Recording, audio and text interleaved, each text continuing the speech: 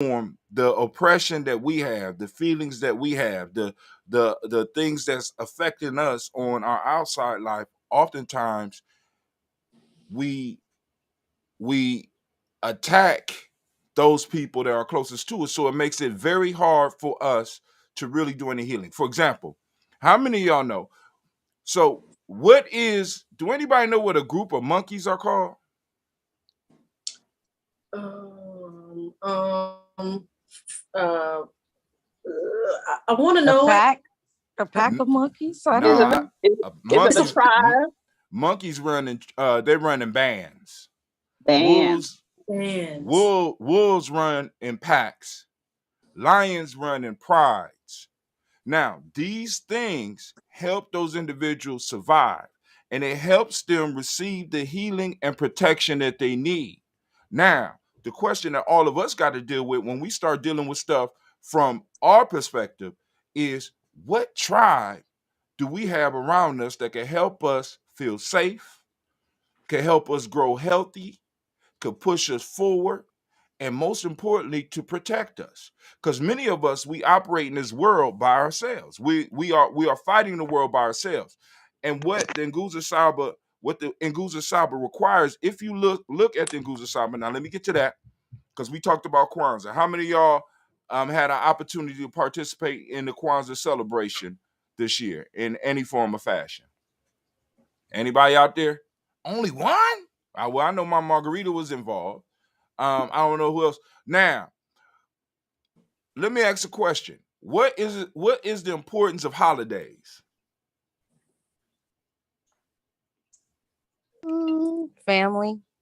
Family. Okay. To, Anybody else? to celebrate. Celebrations. Okay. Reinforced traditions. See, we get Oh, into it. that's Reinforced Elson. tradition, Oh, right? Elson. Hi, Elson. Reinforced traditions, right? Now, what we got this term. This term came from one of my college friends. Her name is we call her Sister Jackie, right? Sister Jackie. One day I was talking, and she said it's a cultural stabilizing holiday. Holidays, when you look at the tradition, the word holly comes from the word holy. It's a day of wholeness. It's a day that is supposed to bring family together, bring us together so that we can celebrate ourselves, each other, our accomplishments historically, and what we might be doing in the future. We celebrate members of our community. We celebrate ancestors that have passed, right? We celebrate when babies come in, and we also have seasonal holidays. And all these holidays are supposed to focus us on becoming better we's. See, because in this culture, because I don't want anybody to be fooled. Everybody runs in tribes. You hear about the rugged American, the rugged individualism of America, but when you think about it, that don't really exist. For those who checked out, because I'm still working on my email that's gonna go out this week. But the email I sent out last week, there was a dude by the name of Bet David. I can't remember the name of uh his videos. He got it it's tainment, valuetainment. And he did a short where he was talking to a Jewish guy that was young. Dude was in his 30s, had $60 million cash in the bank. He was just Whoa. sitting on it. No, it's about 6 million. And he said, how did somebody your age acquire so much wealth? He said, it's very simple. When one Jew makes money, five Jews make money. They operate as a tribe, right? They operate as a tribe.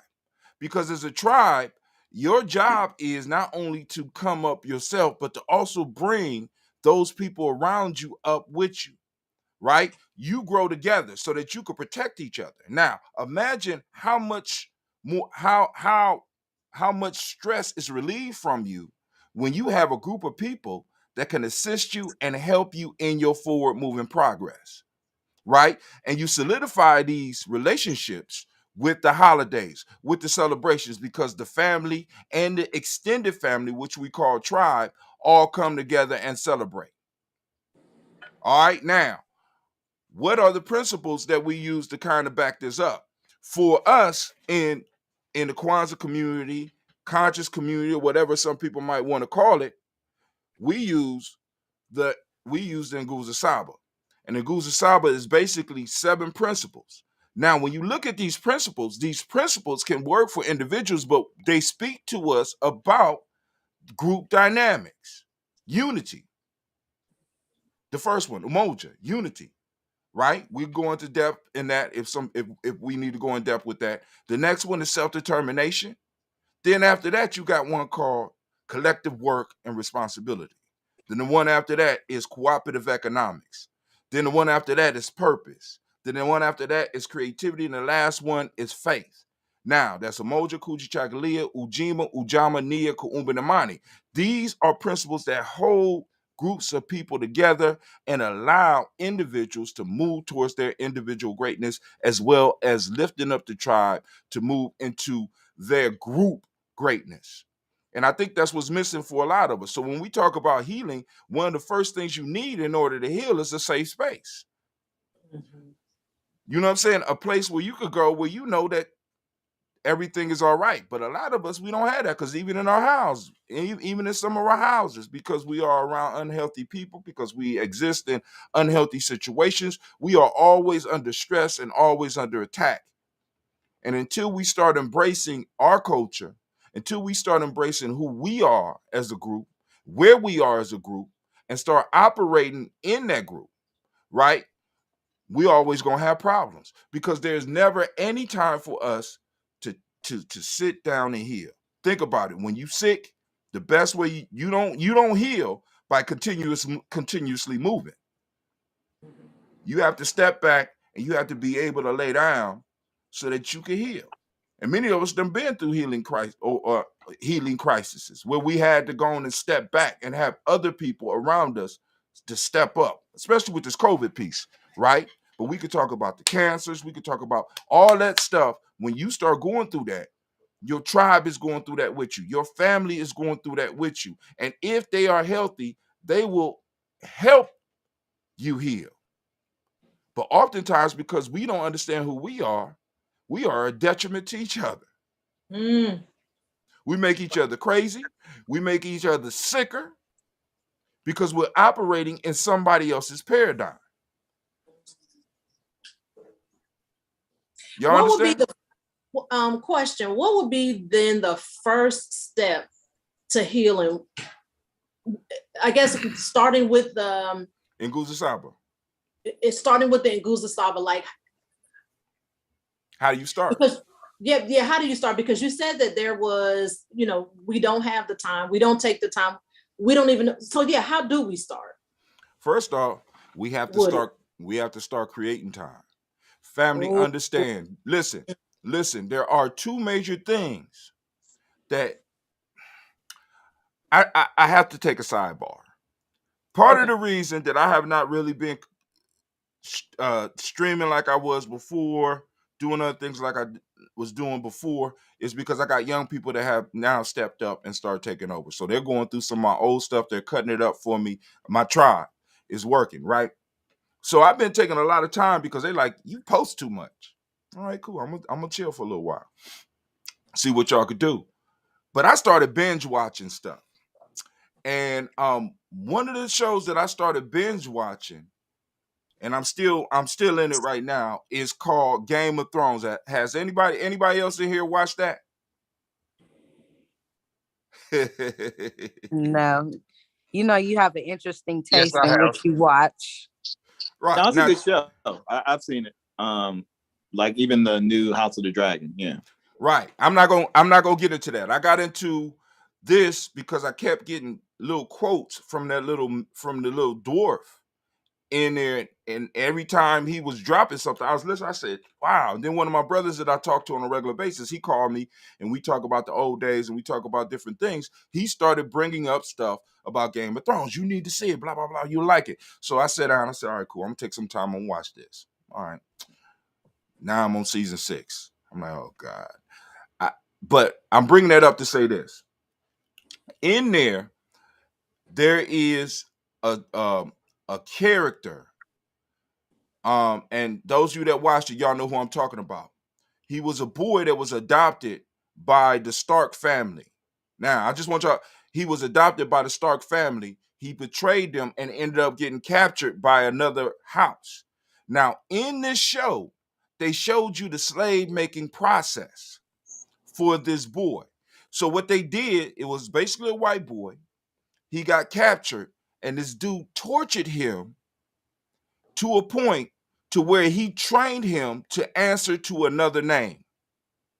He no longer identified with his culture. He no longer identified with who he was. He identified with what he was told he was, and he operated as such to a point to where the white boy that tormented him could lay back and have him give him a shave, give him a blade to cut his neck, nobody else around, and this dude would shave him without leaving a nick.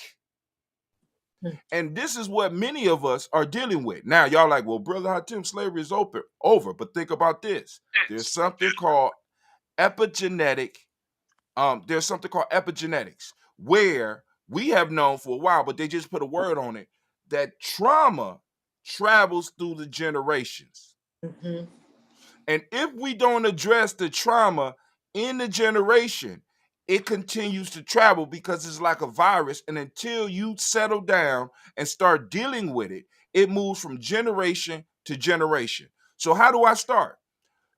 We have to understand that the key pieces, the key things that are taken away from a slave are space and time. You are not allowed to have free time, and you control absolutely no space. And any space that you work in, it does not directly benefit you. It benefits others. And then you are able to collect the scraps. And your time is not your own because you are always dedicating your time to other people. Now, you can witness this with us. For example, some of us will get the weekend off, and when it's time for us to do stuff for ourselves, we don't feel well. We don't feel like doing it. We gonna lay around. We ain't gonna get busy when we could be working on our business venture or taking time to develop ourselves. We want to take a break. But soon as that clock go off on Monday morning, or as I say, Umoja morning, right? We get up, we feel good enough to go to work, and we go and we start on the rat wheel all over. So how do we start? We start by capturing our time and our space. We start making a little bit of time. In Gye-Nyame, we got what we call the 224 self-help process. This is where I would spend at least 2 hours a day, 2 hours within every 24-hour period, working on me or working on my tribe. And you be like, Brother Hatim, I don't got 2 hours in a day. Okay, start with 2 minutes. Allow that 2 minutes to start growing. You can start small, right? Because small changes lead to large changes, right? So we have to start developing, and we have to start looking for those pockets of time where we are able to create our own space where we can sit down and we could dedicate ourselves to learning about our culture. Now, what's the foundation of our culture? Of course, you got history. Can I jump in real quick? Yeah, you don't get me started. You already know you can't get me started. No, that's okay. I want you to continue, but I asked the question, how do we start? Just to kind of to see where you were and to realize that we're both on the same thought processes, right? I would submit that we start by stopping. So you guys, there's a show called Abbott Elementary School. Shirley Ralph was in it, and I cannot think of the young lady that's the star of it. I cannot think of her name. Does anybody know her name? Quinta Brunston. Quinta, that's exactly right. So she was being interviewed by someone, and the guy said, oh, so you've done so much, Quinta. You've reached this level. You've done this. You've done that. What's next for you? And she was like, you know what? I'm good. I'm going to take a break. This is a summarize what this is the kind of rephrase what she said. She said, I'm going to take a break. I would submit that we start by stopping, by taking a break. Like Brother Hatim said, he said, you know, what was taken away from the slave was space and time. I have a little testimony. I'm gonna go ahead and share it. It's Sunday, so we could get with the testimony service. Over the Christmas break, I had an opportunity my children were with their dad in South Carolina, so it was just me. And what I decided to do was to do absolutely nothing. I was home for like 3 weeks by myself. That was the first time I had been without children or without responsibility since 1992. I was like, oh my gosh, what am I to do? I got in my bed and I stayed in my bed. And once I laid down, I realized how good it felt to lay down, how good it felt to not do anything. And then I began to realize that I needed to heal, but I'm like, well, what do I need to heal from? What's going on? There's nothing wrong with me physically, but emotionally, talking about the inherited traumas, or the traumas that maybe not necessarily that we've inherited, but traumas that have attacked us, and we just kept going. Like you said, at 6 o'clock in the morning, we turn our alarm clock back on to start that whole work week again, not spending time addressing whatever egregious issues that have like taken place in our lives. We just suppress them. And while I was taking a break, I realized, wow, there's a lot that I need to work on within myself. And I need to start by just taking a break. So that's my testimony. I would encourage anybody, if you can, to take the time out of your busy schedule to rest, just to rest your body, just to rest your mind, just to slow down. That helps to begin the healing process. Also, from a medical perspective, just like Brother Hatem said, when you're sick, you lay down. When you think about it, what do you do when you are sick? You rest, you lay down, and you allow your body to heal itself. And so for me, that was very, very key and very important. Brother Hatem. All right. So now, how do we start? First off, I kind of, for me, what I had to start doing was I had to start finding ways to start using and recognizing my ancestors' principles in the world around me. Right? Now, what do I mean by this? In our system of Gye-Nyame, we use the Nguzo Saba, we start from the base. We don't start with unity. We start with the base. For everything that I do in my life, I am able to build a pyramid, right? The base of that pyramid, a symbol, which is, of course, connected to us. The base of the pyramid of any accomplishment that I'm going to do has to start with Imani. What is Imani? Imani speaks about faith. What does Imani require me to have faith in? Right? Myself, my God, my ancestors.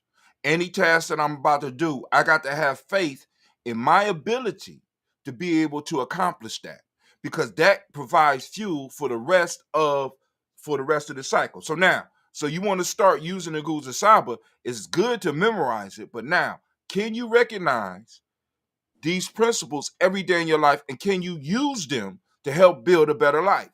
Or as our ancestor called it, the best life. Our ancestors through crystallized wisdom and through the proverbs they left us, one of the proverbs that is very key for us is the best life is built upon this. The best life is achieved through engagement with systematic processes. Right? Now, what's a systematic process? Can anybody give me a description of a systematic process that might be active in your life right now?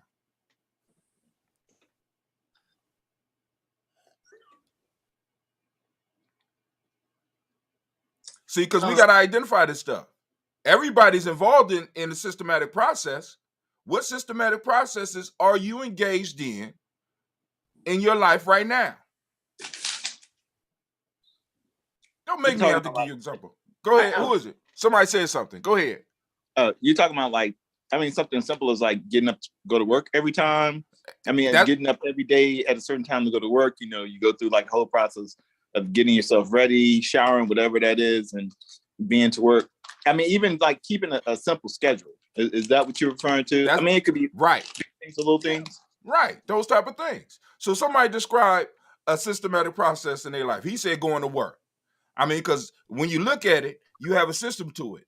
Some people take a shower first. Some people brush their teeth first. Some people take a shower the night before. Some people, there's an order, there's a system that you have. How about on your job? Is there a system at your job? Right? How about if you go to school? There's a system active at the school. Now, the question you need to start asking yourself, who does the systems that I am following benefit? Permission to speak. Yes, ma'am. To me, is pray or meditation, plan of action, and participation. Uh-oh. 3 P's. She said 3 P's. I like that. You know that's going to get stolen, my Margarita. Right. That'll be on my show tomorrow. 3 P's. You heard it here first. I'm just joking. But that's dope. Anybody else? That's me, That's Right. me. In the morning and at night, I pray and meditate. Then in the morning and at night, I plan. Who does that process benefit, my Margarita? And then I participate in what I have prayed for, what I meditate for, what I plan. I do that on daily basis. Who does that systematic process benefit, Mama Margarita? I try to benefit myself and my community. Anybody else got a systematic process? Let's look at them. Because we need to identify. Go ahead. I always, you gave me a whole nother view to look at, because I always felt I was a creature of habit. I do the same thing. You say it's a system. I get up probably between 6:37. First thing I'm doing, taking the dog out. Then I'm taking someone to work. Then I come back and get myself ready. And then I'm taking someone to school, and then I'm going to work. And I am doing this throughout the week. I always looked at it like habit. This was, right. Keeping conformity and everything. But now I'm looking at it in a whole nother realm of what you said, system of operation. Now, our ancestors, now I want you to listen to their words. The best life, they ain't say your best life. They said the best life is achieved through engagement with systematic processes. Now, how do I make the systematic processes that I am involved with in my life now benefit me? How do I make my life, my community, my family, my tribe, my community's life better through the processes that that I'm operating in right now? See, because it's a habit, because we do it unconsciously. That's where we want to get it. But now, what I'm going to challenge you to do is to start looking at these systematic processes and start looking at how you can start plugging your stuff in there that will benefit you, make you healthy. Like, for example, what I start doing in my car when I start realizing, all the time that I spent in my car is I'm listening to books, I'm listening to videos, because that's part of that, my 2 hours a day of improving me. Right? I have to take that responsibility. I got to do that. That's something that I have to do, because it helps me become a better person. Right? Now, I got a long way to go, because I got, what I'm saying? But the point I'm saying is, everything that we do, we need to look at it and see how does it benefit us. And those things that really don't benefit us, we have to find ways of either making them benefit us or getting rid of them, and becoming conscious of it, so that because once it's good and it's working for us, then we can allow it to become a habit. But if we're doing it unconsciously, we have to be clear on who it serves, right? And find ways, if it's not serving us, to make it be able to serve us and move us to where we want to be. Brother Mark. So on a small level, from hearing what you say, Brother Hatem, first, hello, everyone. One of my process change was that I had to make myself realize that how important it was for me to drink water first thing in the morning. I would actually on a regular basis get up and drink sodas and all other kind of stuff, and then realize how much I was affecting my own health by not drinking water. Then it actually made me realize when I got to work, I didn't have to have these big elaborate breakfasts anymore. because I already had basically quenched the desire I needed for my body to start the morning, and not trying to find different ways to make myself feel better in the morning. Wow. That's water is very important. Yes. Very, very, very important. Very, very important. Well, I want to chime in on the systematic process that I use in conjunction with healing. I have like a lot of dormant trauma that I did not tend to because I have children. So what I was noticing that I would like put all my effort into raising my kids the best way because I don't want them to have all this trauma. And I had to learn that I was actually avoiding it. So when I went through, I went through this process of clearing my mind out and actually going through all those subconscious thoughts and beliefs that I've had for years. And I had to start writing. Like I write a lot now. So I write things down. I read a lot. I'm trying to learn myself instead of putting all this energy into being a mom and doing things for the kids. I had to systematically untrain my brain to some of the things that I was just doing unconsciously. So I had to start writing things down because I didn't notice that I was doing these things. So I just write down what I'm feeling that day, or a journal entry about what goals I want to pursue and what thoughts that I've continued to think over these next, these few days that just passed. Because I wouldn't do it daily. It would just be times where my body would make me just sit and write because I was ignoring, what was in my mind. So I had to literally start from scratch to clear my mind out, and it came from writing. So I do a lot of writing, and that is what's helping me heal. That's dope, sweetie. Nisha. I'm so happy to hear that. Just for me to jump in, I'm so happy to hear. I'm so happy to hear that you were doing this at such a young age. Like, are you 30 yet? You're in your 30s, I think, maybe. I am. I just turned 31. You just turned 31, and that is absolutely wonderful to hear. Me, I'm 50, and I'm just learning what you're learning. That means that you have like a 20+ year head start on. Okay, Hatim, let me just give her to her.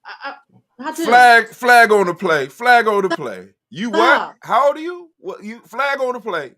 How old are you? How old am I? Yeah, you said you how, Dr. Jax?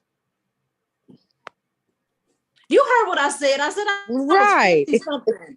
No, you ain't say something. I just wanted to be clear. Flag on the play. He is annoying. Oh my God. Tasha, we gonna talk later, okay? Okay. Because he's a hater. Yeah, clearly. That's what my mom nicknamed him, hater. I know. I help people overcome their trauma.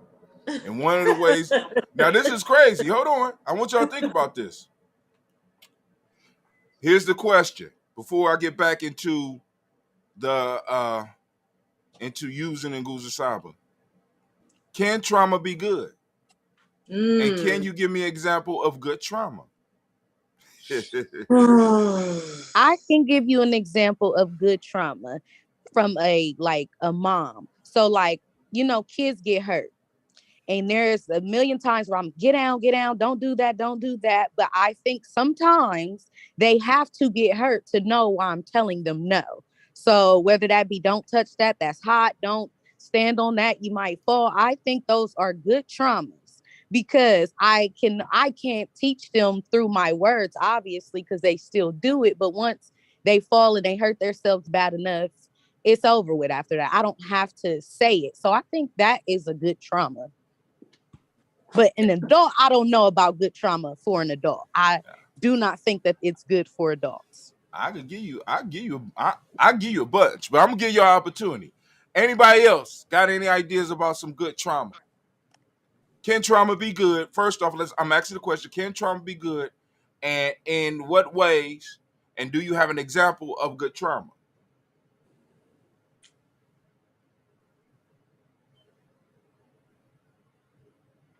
No good. I wouldn't say that trauma is good. I mean, the very nature of the word to me, it implies that, it's a super negative connotation. But I will say that agree with the other speaker that it can reinforce some things. Sometimes it can be good. It can be positive because it can reinforce maybe some lessons that need to stick. Like the stove is hot. Through experience that the stove is hot versus someone, because someone can teach you or tell you things, and we try to do that with our children. We try to teach them so they can have a softer life and not go through some of the experiences that we went through. However, sometimes, all of us, we need those lessons to reinforce some of the things that we shouldn't do. So I would say in that way, trauma can be good because it can be instructive. We can learn. We can learn from it. Thank you, Elson. That is well. Okay, so is it good or bad? Trauma, is it good or bad? Based on your perspective, I think that it can't be good or bad. It's just what it is. It's just what it is. Some things like trauma, you can't really judge because it is what it is. So I don't think it's good or bad. It is what it is. Think about this. What is, for those that are familiar with the concept, what is rites of passage? Is everybody in this room familiar with rites of passage? No. Yeah. Oh, she's rites of passage is what all right, sweeties. Rites of passage is like Simba camp. When I used to take your brothers to Simba camp. Like what we did this summer, even though you might not participated, rites of passage, part of that was rites of passage, what we did out at the campsite. Like be more specific though. All right, go ahead. I was just gonna say, what's the celebration when in Judaism when a boy becomes a man? I forget what it's called. They have the big party, all of that. Bar mitzvah. Bar mitzvah, yes. Right. That's a rites of passage of, a boy becoming a man. At that time, it's very, it's a ritual, it's symbolic of all the things that you leave behind in your childhood, and now you're progressing into like another state. So it's a celebration or ritual, like one step entering into like a new step, and it can take a whole bunch of different forms. Like you say, you taking some of your nephews out for a certain like summer camp, that can be a ritual, like, hey, these are the things that you need for this next step or celebration of it. Okay. Well, I can't even say that I've done that before in my life. I mean, even like cooking, like when they talk about like Thanksgiving dinner, like it's it's okay.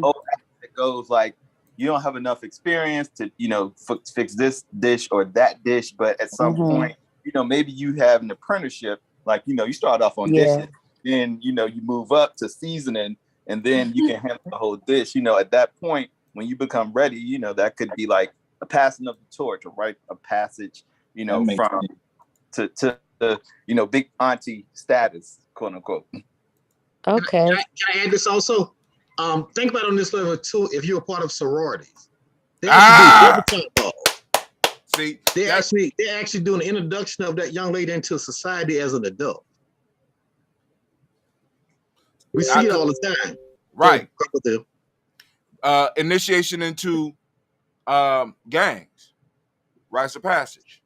Now, because oftentimes we focus on the end, but there are steps that individuals have to go up, because the bar mitzvah is at the end of the separation, initiation, and reintroduction of an individual. So rites of passage is a process. It's basically culturally based trauma. I'm sorry, somebody talking. Go ahead. Permission to speak. Go ahead.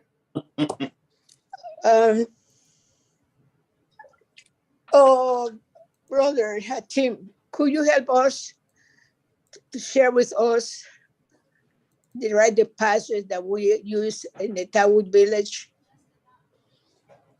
All right. Now, see, I I'm not as familiar with how we do it. But as far as the overall collective, with rites of passage, there are certain steps that you can identify. Rites of passage is a process that takes you from one level of existence to another level of existence. In age-based rites of passage, you will have a teenager be transitioning from the teenage state in our culture to what will be called a warrior state. And then you have a transition from the warrior state to what we would consider a tribe builder or a nation builder. Then you have a transition from that nation builder or tribe builder to an elder. And then you have the final and the greatest transition, which is your initiation by God, death. It's a continuous cycle. So it's a process that takes you through different levels of your life. But within that process, you have trauma. Right? Now, some of us go through it on purpose. Some of us go through it on accident. But you can always identify the process. Why? There's a call, and this call could come from another person. This call could come in a spiritual form. This call could come, and it's like it's something that is pulling at you. In a lot of myths, it'll be a young person being finding a ball in a place where it's supposed to be, and they pick up the ball and they end up in another world. In Game of Thrones, the process began with that king coming to start at the very beginning, which started a process for everybody, or better yet, the dragon eggs hatching. That was a call, right? Any show that you watch, our shows and our lives, the stories that we love, all of them follow this process. You have the call, which is a call to adventure or a call to change. Then you have the separation period where an individual enters into a new world. So those that are familiar with pledging, there's a step where you are pulled out of the world that you know and introduced to another world. And in that world, right, you have to figure out how it operates so that you can progress to the next point. From there, you have what's called the initiation, where you go through inflicted trauma to achieve the next level. After the initial trauma, there is a mock death, where in some form or fashion you experience a change, a transformation. Yes. You die. And then there is a resurrection and reintroduction back to the community. Now, in our tradition, the boy would, in a sense, take on a new name. Those of you that are old enough to remember Roots, which is almost everybody in this room, when Kunta Kinte went through the process, the men came to the house and kidnapped him. When he came back to the community, he had a different name. He had a childhood name. He had a different name. Now I'm Kunta Kinte. And when his mom started talking to him, he checked her. Woman, you can't talk to me like that. And he was like, until he got private and Maya Angelou played his grandma, and she said, she kind of checked him because the mom started crying because she understood that the boy that she knew was no longer the same person that was standing there. The boy had to die, right? So there was a death. Now, this whole system, it comes out of our wisdom because we understand that life has trauma. What the rites of passage or the training prepares you for is the trauma that you're going to face in life. Let me ask a question real quick. So young Taja, she said that she's, not as familiar with the rites of passage. Is there a rites of passage program created for young women who aren't, the teenagers who aren't going from teenage to adulthood? Are there programs already in place that, or is there something is that a space or opportunity to create something like that? It's a space for both of them. Okay. Because now, let me get this. I want to get this out your mind. Rites of passage is not a program.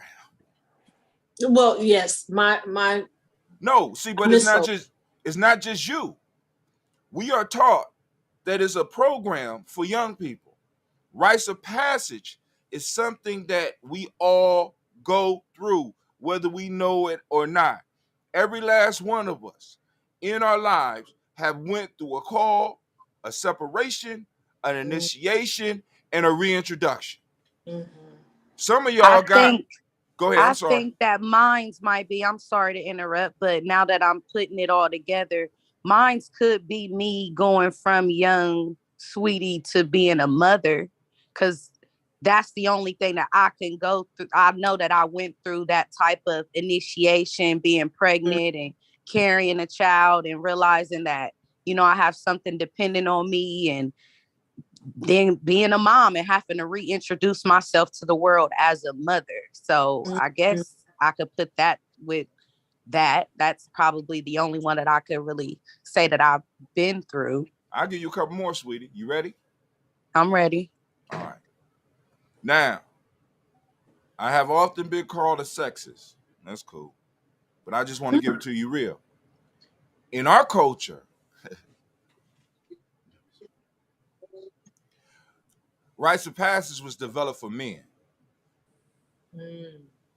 Why? Y'all ready for this? Yeah.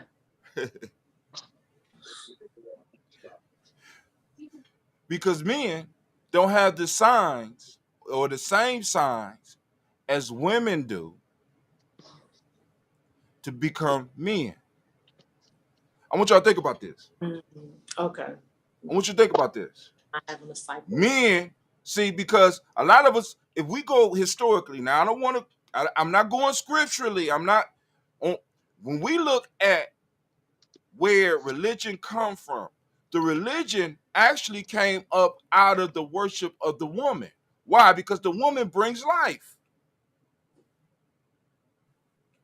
So there was no rites of passage necessary for the woman because the woman would be able to produce life, and there's a sign for that. One rites of passage that all women go through is you get a call, you start feeling funny when you was young, then all of a sudden, Cycle. Your cycle starts. And you like, now, then you go through the process of giving birth, which is almost a simulation of you dying so that you could bring a life into it. Men looked at this and been like, oh, we got to step up our game. I mean, because think about this. Men can't bring forth life like that. I'm watching this and I'm watching the power of God manifest itself in my woman. So we came up with systems and societies where we would be able to give birth as well. And that's what the rites of passage was. It is a man's way of creating a womb through which we are able to bring forth men. Period. Because that's the best way to explain that. Right. Yes, that was a great explanation. Thank you. So what women have to do is just recognize what they're going through. If you don't recognize your passage, then it's just ordinary to you. It's nothing. You know what I'm saying? You being in tune with nature to a point where your body actually bleeds is saying that you are in tune with something bigger than we can understand. You can tie it to the moon. You can tie it to whatever you want. But there's something sacred about that. You being able to carry and produce life. Well, the life is produced through sperm. No, the life is produced through both of them, but who carries the life? See, because this is the point. A lot of us, because I'm not gonna get into the whole gender piece and the argument about the shit, but who carries it? Well, right. I can understand the evolution of it, but the rites of passage is not fulfilled until she becomes a mother. There you go. Just because you incubate, dilate, and lactate does not make you a mother. Tupac communicated that Brenda had a baby. She rolled it up in newspaper and placed it in the trash can. So had she not come back for that child, she would have never really fulfilled her obligation as a mother. I got you. So I got you. Word. I think that I think sometimes we get things confused. And you're doing a great job. I mean, absolutely doing a great job since I've chimed in. You know, a lot of times women wonder why I say the word female. And I say female a lot because until I know that you are a woman, just because your shell gives a certain indication does not necessarily mean that you are a woman. It's the same way with the gray hair that we have as males, and even some of us balding. Some of us are old boys. We will never fulfill our obligation of being a man. Well, one of the rites of passage is being able to control your impulses. And if you're not able to control your impulses, even as a woman, even as a female. So when the book is written about Venus and Mars and how Mars is so dry, which is comparative to logic and rationale. I don't know if I'm touching on something you already communicated about before. And you talk about Venus being a moist, voluptuous planet, and it is riddled with, what we're not taking into consideration is that Venus is riddled with a lot of confusion, a lot of aggression, a lot of explosion inside of Venus. And that would indicate the understanding in relation to emotions.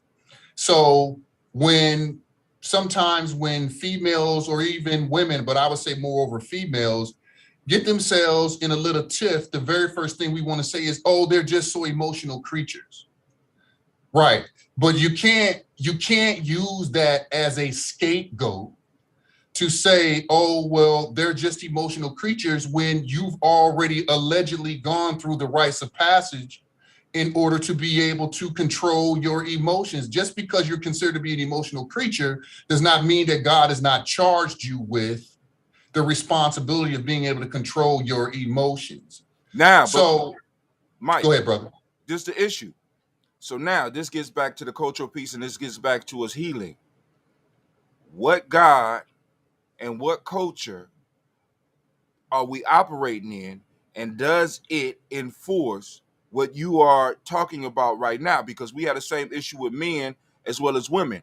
What God are they submitting themselves to, and what culture are they bringing these children into? Because it's not a rite of passage just because you have a baby. Because not only are you a mother of that child, you are supposed to be a mother of the culture. You understand what I'm saying? We are supposed to be fathers of the culture, and if there's no culture there, then now we have the challenge where we have this energy, but we have nowhere to direct it. This is one. Well, just because you give birth does not make you a mother. Now, I agree, and that's the point. Giving birth on both ends, right? Because like we know that she can't do it by herself. There has to be something implanted in her. If we are giving birth outside of a cultural framework that sets it up so that we could do the best for this child, right? The question is that really a rites of passage? And if it is a rites of passage, it's a systematic process. Who does it serve? It serves the community. No. Some of these children don't serve the community, sir. You know this. Let's be honest. Some of the issues we have is with young people as well as grown people right now who were not brought into a cultural framework that benefits us. Well, it serves the community in the fact of, brother, it serves the community in the fact of understanding what your boundaries are. Right. So explain. Okay, so Eazy-E died of AIDS. Boundary. Tupac and Biggie died of gun violence. Pimp C died of drug overdose. Let's even bring Kevin Samuels, you know, and the worrisome issues that he had to deal with being on the internet, trying to help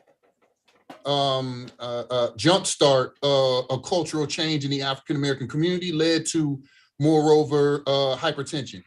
These individuals are testimonies in which can be considered to be boundaries of what not to do.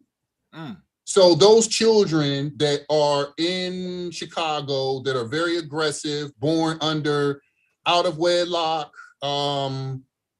under low-income environment, deprivation, urban issues and ills, even if they've served a purpose in the community because they're a testimony. And that testimony is of what not to do. Okay, I got you. So we got a bunch of what not to do's. Right, we got a lot of what not to do's. Okay. We have a lot of what not to do's. Can you build on top of that? Build off of what not to do's? Yes. Yes, I can build off. Well, I believe the community. I believe that the community heals slower when you have issues of pestilence, but because we've identified those particular situations, I believe that we can build off of them because it definitely gives us a foundation, no place of boundary of what not to do, right? Like, so the pill bottle says take 5. Don't take more than 5 in 24 hours. And you decide that, oh, well, I'm just going to go ahead and suck on the 6th one. And then I'm going to place it back, right? Is that an accidental overdose? Or did this person commit suicide? Because either way, you were told what the boundary is. So you're on a video sucking on the 6th one. The bottle says only take 5 within 24 hours. Either way, you're dead. You're gone. You're not here anymore. So we use that as a measuring tool of what not to do. Don't even attempt it. Now, what a culture that is serving a group would do would be able to set those boundaries. Because when we talk about rites of passage, we are supposed to be teaching what to do. Right. Now, what we have is a culture, because a culture based in trauma teaches you what not to do. So you accidentally may live a good life. Right. Some people are going to see through the cracks. Right. And this is a challenge for us. So when we start talking about healing, and we start talking about the 5 parts of being, and we start talking about the principle systems that we're going to use to help build, then we are purposely doing it, because what our ancestors realized was that there is a purpose for existence, and there is a purpose for each individual that's born within the group. How do we help guide them to it? So, well, the purpose for each and every individual within the group, those births were generally planned. I don't know about those that. Births were generally planned. If you think about it, those births were generally planned. Those guys in the tribes were not just out having and making children unless it was the beginning of a new tribe.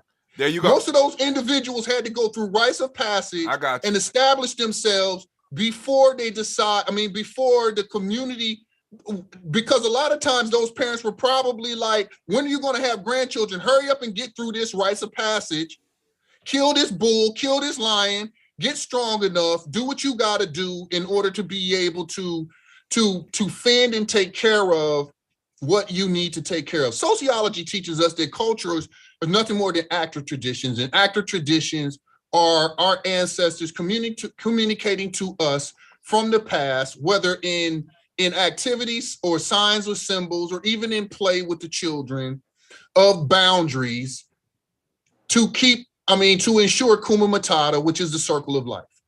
And in this type of Sodom and Gomorrah type of activity and environment, it's hard to maintain a cultural situation when there are so many loopholes out, when it seems like it's getting hard.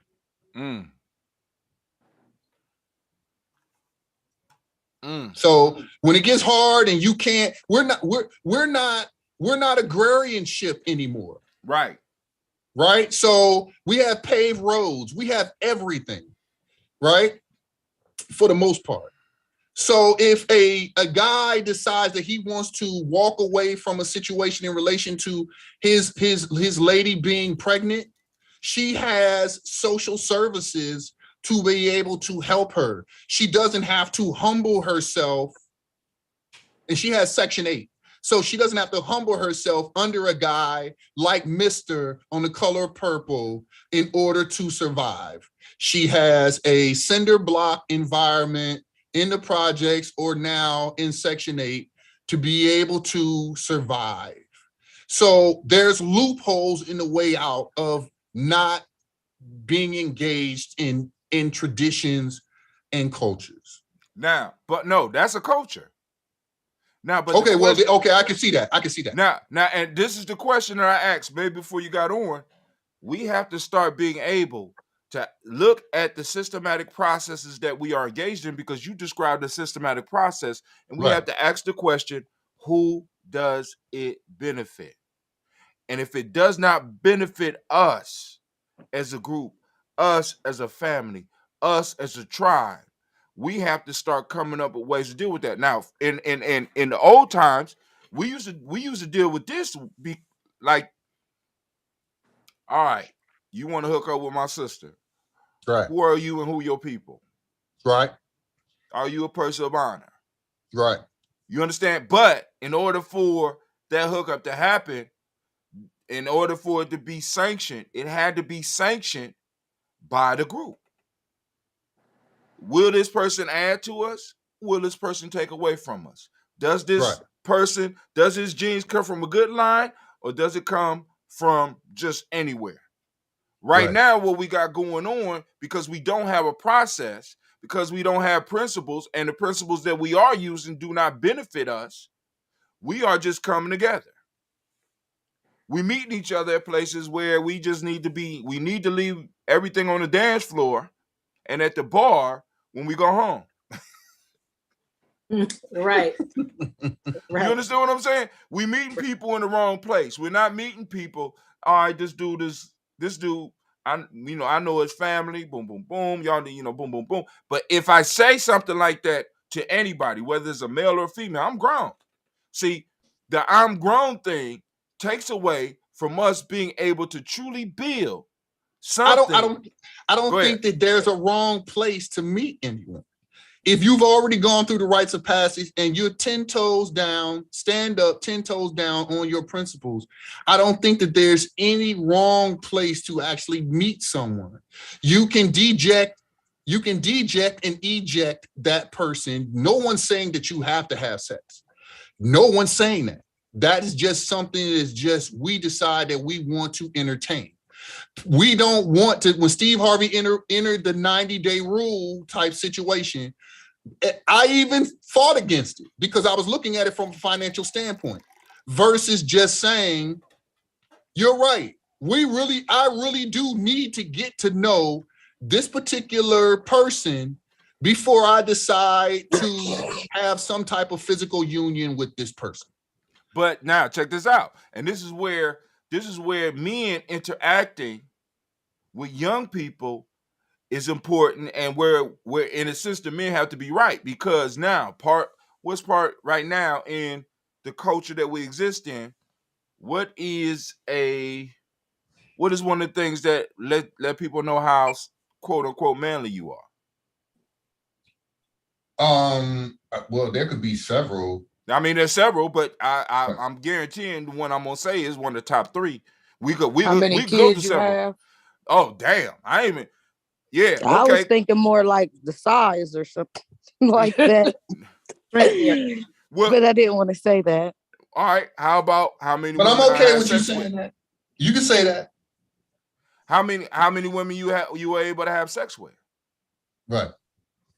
You were able to have a man is able to have sex with multiple women at one particular time. It's just that women are only able to have sex with one man at a particular time. Not nowadays, homie. Well, I'm just talking about as far as union goes. Now, well, okay, you're right. I'm with you on that. Yeah. You understand what I'm saying? Now, but the point, because I want to, because we was only supposed to go an hour. Right, and we are we at an hour? We are actually beyond the hour. So if it's okay, if it's okay, if you can, because it's 8:14, if you could go ahead and conclude with your last statement, and then for us to then decide to adjourn this conversation,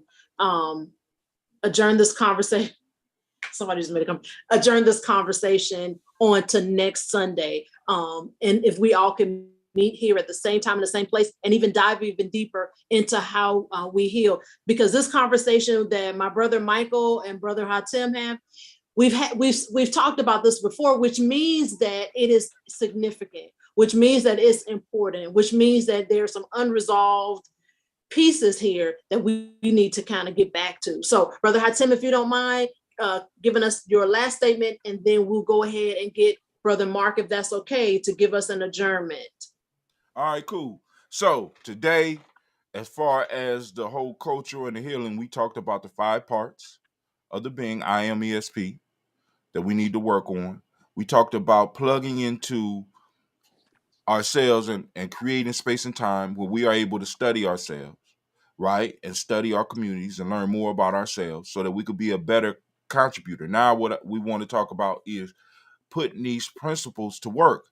You know what I'm saying? And how do we introduce them to other people? So I guess in further in our conversation, we could talk about that, because we're gonna run into these type of conversations with that I'm having, that we're having right now, because this is one of the pain points in our community, men and women relationships. But if men are not clear on their roles and women are not clear on their roles, we're always going to have some type of clash, because we got to understand the issue is the way I'm looking at manhood and the way I'm looking at womanhood. Who does it benefit? It's a systematic. All this fits down into a systematic process. Who does the way we look at men, and who does the way we look at women and their relationships? Who does it benefit? And we need to structure it in a way where it benefits us rather than benefit others.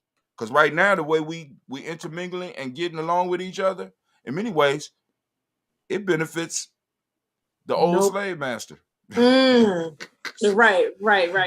Because we're producing more bucks and more loose and more bucks to produce more bucks for them. And we stay in a constant state of division and confusion. There you go. And who that's does because it benefit? That's because we don't have elders. If we had elders, then those individuals will be able to tell us whether that person that's chiming in is actually a man or a woman, or are they actually just an adult, an older adult that needs to mature even more, because each and every one of us are an influencer. As I stated before, each and every one of us are an influencer. So therefore, you are responsible for the individuals that you affect.